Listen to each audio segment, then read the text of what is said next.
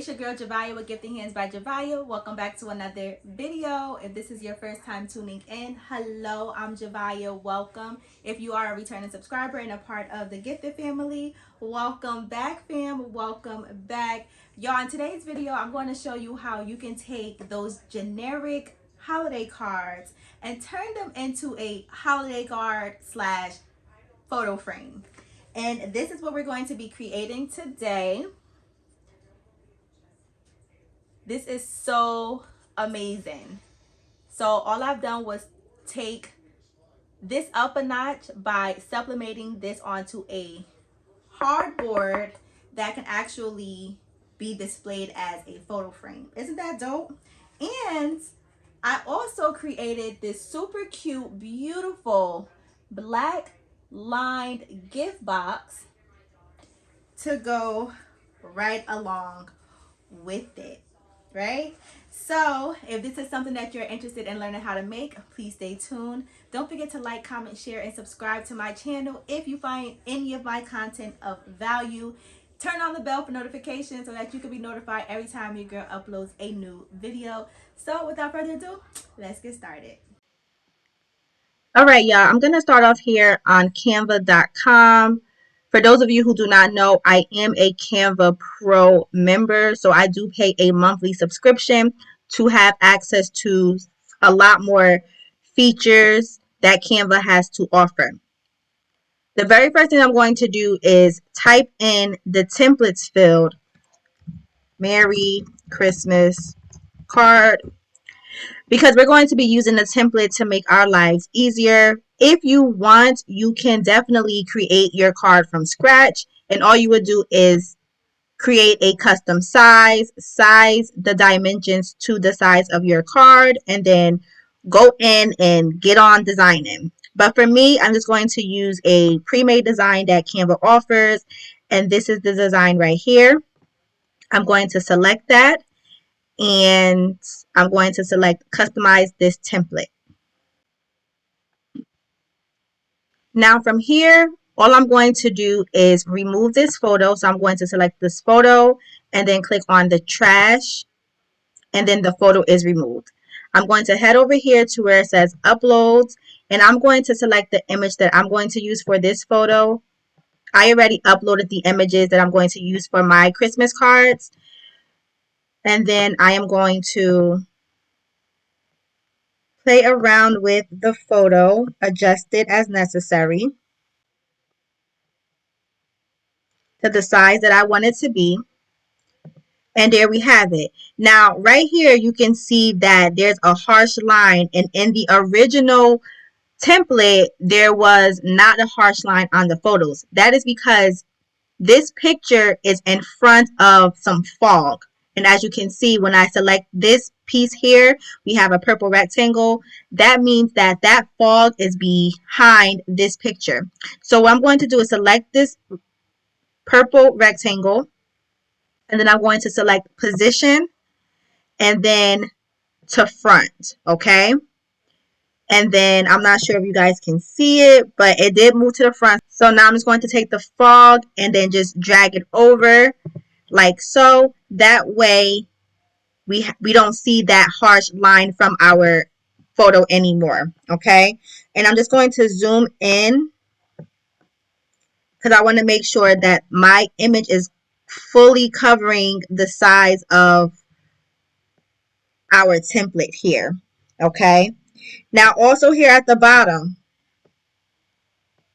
we have some gold confetti, which is shown on the right hand side over here, but it is not shown on top of the photo. It's behind the photo. So what I'm going to do is the same thing. I'm going to select the gold confetti, select position, and then to front. And then here, as you can see, our confetti is in front of our picture. And I love how that looks. Okay? And literally, y'all, we're just about done. I'm just going to take this Christmas and bring this in front of our image so that it doesn't hide behind the fog. And then I'm just going to drag it over just a little bit. Then I'm going to play around with the placement of the snowflakes. Okay, just move that over slightly. I'm going to take this swirly ribbon, also bring it in front so that it's just slightly in front of the image, like so. Then I'm going to change the text. I'm going to keep with love, but I'm going to change the Thompson family. So I'm just going to double click that and put Candace Wright Photography. Okay, stretch this out, move this over a little bit. Okay, and here is our beautiful design ready to be printed and then sublimated. So from here, I'm just going to just rename this as Merry Christmas Fam Card. And then I'm going to select share because I'm going to save it. I'm going to go ahead and select downloads. And then I'm going to select downloads again. And I downloaded it as a PNG. Once that's finished downloading, I'm going to head back to the home page of Canva. I'm going to create custom size. And now I'm going to enter the size of the dye sublimation paper that I'm using, which is going to be 8.5 by 14 legal size dye sublimation paper. All right, and then here is our canvas. So now what I'm going to do is I'm going to select this drop down arrow where our downloads are saved. I'm going to select the design that we just created, open that up, and then I'm going to right click, copy, click back onto the canvas, right click, and paste. Okay, and then here is our design that we just created. All right, so now from here, what I'm going to do is I am going to resize this to the size of my Unisub hardboard, which is 5 by 7, but of course we're going to make our image a little bit larger than the actual substrate, so I'm going to make mine about 7.2 by 5.2, around that, just to give myself that extra bleed. Okay, and there we go. I went ahead and I added in another card design that I created using the same template. I just changed out the photo and I changed the color of Merry Christmas to match one of the red colors that was in this photo. And literally, y'all, that was it. I resized this design to the same size that I did for our previous design here, 7.2 by 5.2, and that was it. Everything else was left the same. So now I'm going to go ahead and print this out using my Sawgrass SG1000 dye sublimation printer. Once that's finished printing out, I'm going to show you how to press our hardboard. All right, y'all. So here is our images printed and ready to go. I have my hardboard here. You can find these on my website at giftedhandsbyjaviah.com. And as always, I will leave everything I use linked down below in the description so that if you want to try this project, you will have direct links to purchase the supplies and the materials that I used. So I'm going to take my weeding tool and remove this protective film that's on my hardboard. All of my blanks have a protective film that needs to be removed prior to sublimation, okay? So if you ever purchase any of the Gifted Hands by Javiah blanks, the hardboards have these protective films on them, okay? I'm going to remove that. And you want to clean off your surface with a microfiber cloth just to remove any debris, oils, or fingerprints from your substrate, okay? So I'm going to go ahead and do that real quick. All right, so here's that one, and I'm going to remove the film off of this one as well.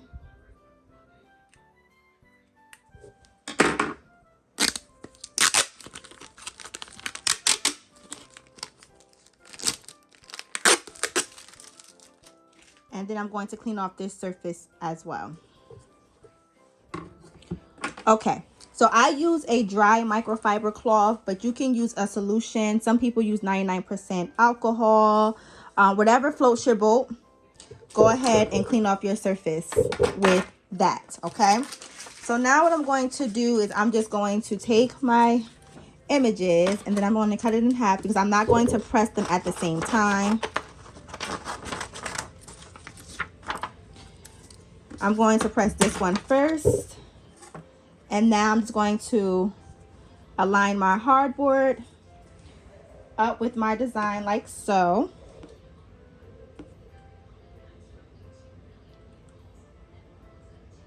Then I'm going to take my clear heat resistant tape and apply a piece at the top and a little piece at the bottom. That's it. I don't like to go crazy with tape because it's really not necessary. So I'm going to put that to the side and I'm going to do the same thing for this design here.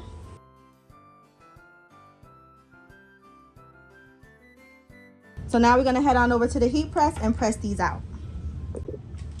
Here we are at the heat press. I have my heat press set to 385 degrees Fahrenheit, and we are going to press our hardboard for 55 seconds with medium pressure, okay? I'm going to take a piece of parchment paper to place it on the bottom of my platen to collect the ink fallout from the extra bleed. And then I'm going to take my first card, place it right on top of the parchment paper. Design sublimation paper is facing down, substrate is facing up, all right? I do not cover my top with any butcher paper or parchment paper or anything like that. Truth be told, it's not necessary, and yeah, you don't need to. You can always clean your heat press with a cleaning solution if you are afraid that too much ink from your sublimation paper is going to transfer onto the top of the platen. So 385, 55 seconds. Four more seconds. All right, so I'm going to go ahead and lift this up. It is very hot. Be careful. I got my handy dandy heat glove. Slide this down to the edge of my press and reveal. Gorgeous. Ink release. And here is our beautiful, focus. Focus. There we go. Here is our beautiful holiday Christmas card. Isn't that so beautiful? Look at that. Look at the colors. Ooh wee. Yes, sir. Absolutely beautiful. Our beautiful holiday cards are nice and sublimated, and y'all, just look at these colors. One thing about that sawgrass printer, it's gonna do the damn thing, okay? Excuse my French. That sawgrass printer is going to give everything it's supposed to give, okay? Highly recommend that sublimation printer, hands down. So this next step right here is optional. Of course, you can just use a standard 5x7 envelope if you want to, you know, just ship your cards out. This fits perfectly into a 5x7 envelope. But I'm going to show you a different way that you can send out your holiday cards to give your packaging a little bit of extra oomph. Okay, you can just leave it like this. You can add some text here. You can tie it with a ribbon, whatever it is. But I'm going to show you a different way to spice up your packaging, especially if this is going to be going to some customers, or even if you're going to send it to friends and family as a gift. Okay, so I just got this gift box. I purchased it from Michael's. I forget the size of it, but I'll leave the size of it down below in the description. Okay, let's move this out the way real quick. Then I got some satin fabric. I got this from Walmart, I believe for 2 yards. It was about $6 to $7, and I cut it to approximately I don't know, maybe 11 inches by 11 inches or 12 inches by 12 inches. You don't need too large of a piece. Okay, so I got this little square black satin. So what I'm going to do is I'm going to take some double-sided tape, and I am going to line the inside of this box, okay, with the double-sided tape.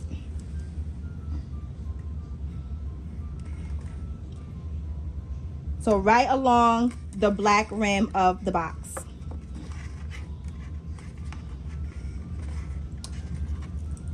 And when I get to the corners, I'm going to take my scissor and cut off the edge.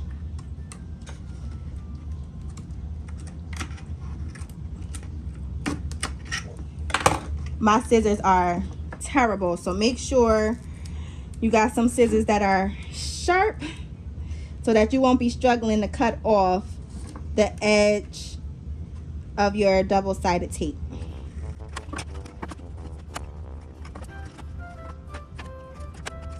So now that my box is lined, I'm just going to go ahead and remove the white backing from the double-sided tape.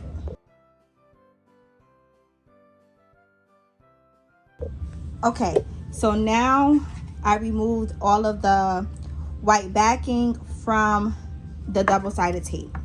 I'm going to take some bubble wrap, squish it all up like so, and I'm just going to place this right in the inside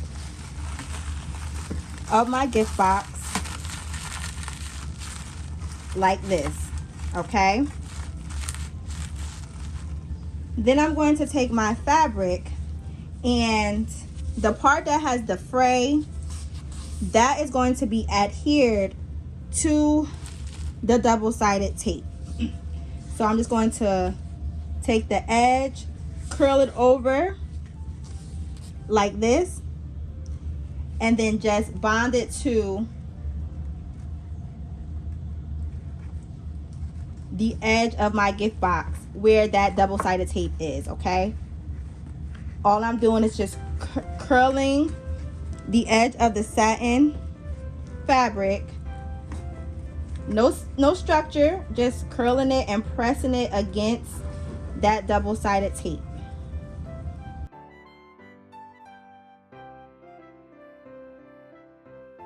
Once you get to the edge, you're gonna have like a piece that looks like this. Just crumble that up and press it along the edge of the double-sided tape. So again, it's no structure at all. If you need to remove a piece and then reapply pressure, go ahead and do that. The goal is to not have any of the frays showing. Okay.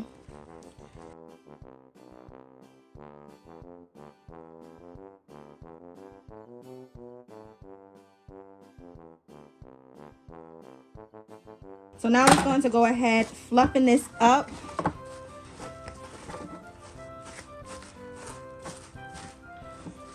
Because we want to give like our gift box like a bed look, like a cushion, a lined gift box with satin. That's the look that we're going for with this. Okay, so now that I got it to somewhat the way that I want it to be, the bubble wrap underneath it gives it height, and I'm still playing around with this, y'all, sorry. The bubble wrap gives it height and that cushion look that I'm looking for. Okay, so something like this, and then you could just take your card and place it right in the inside like this. So cute. I will also include these acrylic stands. This has a protective film on it. That's why it doesn't look like clear acrylic. But this is an actual card, but it can be displayed as a photo frame as well. So I would just like place that right underneath, like so.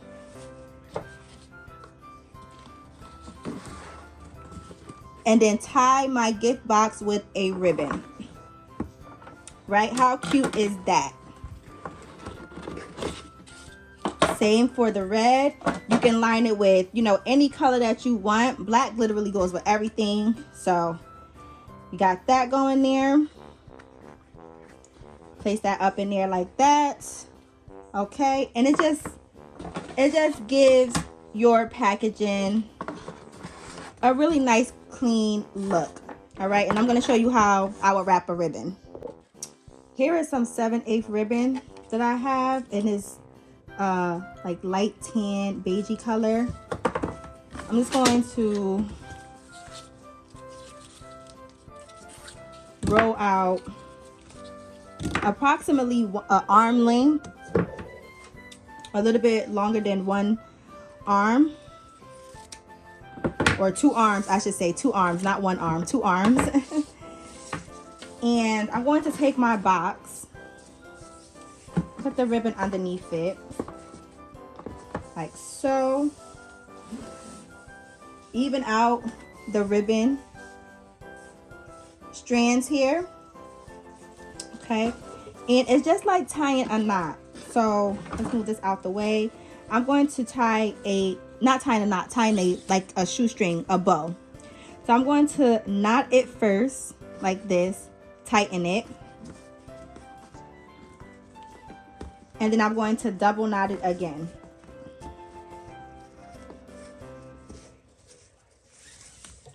And I'm going to make sure that double knot is tight as well. Okay. Then I'm just going to take one loop, hold it with my thumb and pointer finger, take my satin ribbon the other side, loop this around, and then right here it creates an opening. It's an opening right there. Okay. I'm just going to loop this around and stick that loop inside that opening like so. All right. And then it's going to look a little crazy at first, but then you get to go ahead and adjust it. So it's going to look crazy. I am going to turn this side over so that the satin side of the loop can show. Right. And then I'm just going to tighten it. I'm going to play around with the tails. Okay. Even out the tails here at the bottom like so. Make sure that they are facing the satin way. And I want to make sure that my ears, my little loop ears, are the same height. So I'm just going to play around with that as well. And then tighten. Sometimes making these bows, it takes me forever because I like my bows to look a certain way.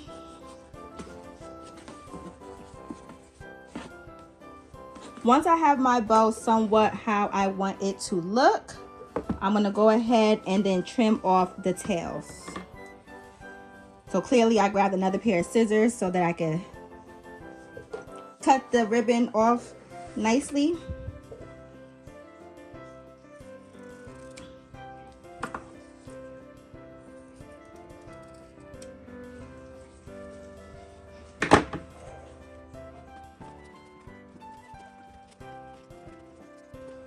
And then here is our beautiful gift box.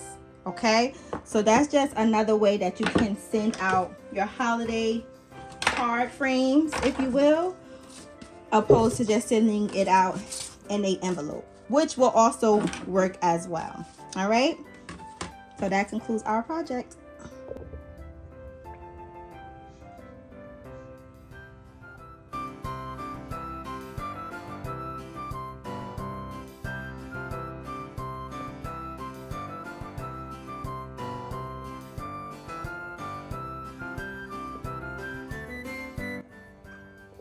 Alright family, that concludes our video for today. If you enjoyed it, please give me a thumbs up.